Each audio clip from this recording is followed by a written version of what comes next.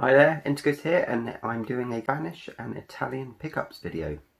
Interghost is at the kaboom. He's picking up games to show to you. He really likes to play on his Wii. Him and all the dudes are singing out of tune. It's your friendly YouTube host, Interghost. So yeah, over the last couple of weeks I've been on my holidays. First went to Rome in Italy, and then flew from there to Alicante in Spain. So yeah, that's why I haven't been on YouTube for the last couple of weeks. I've been on my holidays. Now these holidays were booked October last year, before the whole COVID situation kicked off, and since then we've been sort of waiting on confirmation on if the flights were cancelled, the trains, the taxis, everything that we booked, because obviously we had a taxi to London to catch a plane from Gatwick to Rome, and then we had a flight from Rome to Alicante, and then another flight from Alicante to Bournemouth on the south of England. And all of these things could have been cancelled at any point. A few of them got moved around different times. We had to extend one of the holidays, the one in Spain, by a couple of days because they've limited the number of flights. And now that we're back in the UK, we have to quarantine for 14 days. Luckily I can work from home for those 14 days, so it's not too bad, and so can my wife. So yeah, that's where we are at the moment. I'm on day 2 of my quarantine, so I thought I'd just do a quick pickups video. Obviously while I was away I went to a few sort of board game shops, and I also found Game, the store. I'm not sure about your areas, but our game shops in our area have all closed down and disappeared, so I'm thinking they're on the way out. I'm not sure if they're still in the bigger cities, but yeah, I found a Spanish game shop. So first of all, while I was in Italy, I went to a local toy and board game shop, and I was having a look at different card games, board games. A lot of them are in all the different European languages, including English, and I thought I'd pick up this game, and I had to do this one really because it was called Gladiators Roma. Now this is a card game, and it's pretty much a sort of, how can I explain it? A bit like Top Trumps, but with fighting involved. So you have different attributes, you lay them down, and then you have to use different cards to boost either your attack or your defense to beat the other player's card. Quite a simple game, and it was only sort of, what was it, €9, something like that, which is about £7. So yeah, I had to pick that one up because it was Rome inspired. Then from another toy shop in Rome, I found these, and it was, I think it's Pirate Attack, however you say that. Another card game. It's in a really nice box, slide out, and there's a whole series of these games, and I thought they looked a bit childish, but it did say 2 to 4 players, ages 5 to 99, and I wanted to get a game which the whole family could play back at the hotel room. So I picked this up, and actually this was really good fun. There's a lot of luck involved in it, but also a bit of skill as well. You have to build up a pirate ship by drawing cards. You can decide when to stop drawing, so it's a bit sort of like, do I gamble and take the next card? If you draw a pirate card, it then takes 3 of your ship pieces away, and you have to build up your ship and destroy the other person's ship. Yeah, it's quite good fun. If you've not played it and you see it, I'd say it's worth picking up. I think that was about the same price as the other game, and yeah, like I said, really good quality box and cards in that one. So yeah, then we flew from Italy to Spain, and like I said, I found the game shop,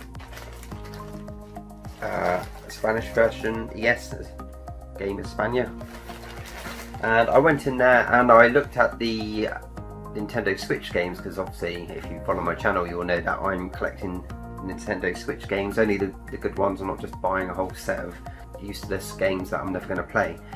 But I was in there and I saw this one, Deponia, and as you can see on the back, I don't know if you can see that actually, you've got the English down this side and the Italian down that side. So I looked it up on Amazon, and that's how the boxes come in Europe. It's the PAL version, and yeah, so it's exactly the same as the one you can get in the UK, and it was only €9.95, something like that, which works out about £8. On Amazon it's going for 22, I think, pounds, so less than half price. It's brand new, sealed, and I've played this on Steam before and I really liked it. Never completed it, and I thought I'd pick this one up. It's basically a point and click adventure game in the style of LucasArts point and click games, Monkey Island as well, and Discworld, that sort of feel game. And I played quite a lot of it on holiday, and yeah, really enjoying it. So for a brand new Switch game for about £8, I thought that was brilliant, great pickup. Went into another sort of like electrical store. It was called Media Mart, a bit like a Staples or a comic store, and they didn't have much in there. They had a lot of games, but they were a lot more expensive than what you can get them in the UK, so I didn't pick up any of those. But in their reduced section, I found a couple of Starlink figures. They had a few, and my son Jack couldn't really remember which ones he had, so I only picked up the ones which he knew he definitely didn't have, and they were only €2, which is about £1.50, £1.60, something like that, which is absolute bargain. So I got what's that, Carl Xeon, and I got Razor Lemay, and yeah, so that's two more figures to go towards Starlink. Jack really enjoyed this game, so it's really good. I watched him play it, and it does look like a pretty quality game, so I will get round to playing it at some point. And I think we've got probably about, I don't know, 75% of all these ships and figures and guns for it, and you can usually pick them up secondhand quite cheap. But I thought, yeah, €2 each, probably about £3 for the both. I thought that was an absolute bargain, considering how much they were going originally. And then finally, I'll just show these ones, but in Spain they really like the Uno game, and last time I went to Spain 2 years ago, I picked up the original Uno, and this time I picked up Uno Flip and DOS, and played these two. And yeah, this one's pretty much the same as the normal Uno game, but the cards flip over and you've got different numbers and colours on the back, and more penalties, so it's sort of more harder game of Uno.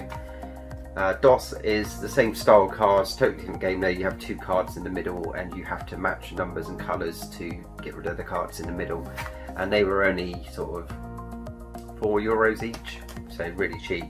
So probably about £6 for the both, so pick those up as well.